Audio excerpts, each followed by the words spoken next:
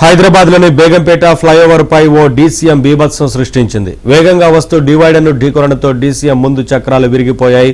దీంతో బేగంపేట నుంచి పంజగుట్ట వైపు ట్రాఫిక్ జామ్ అయింది. డ్రైవర్ నిద్రమత్తే ప్రమాదానికి కారణమని పోలీసులు తెలిపారు.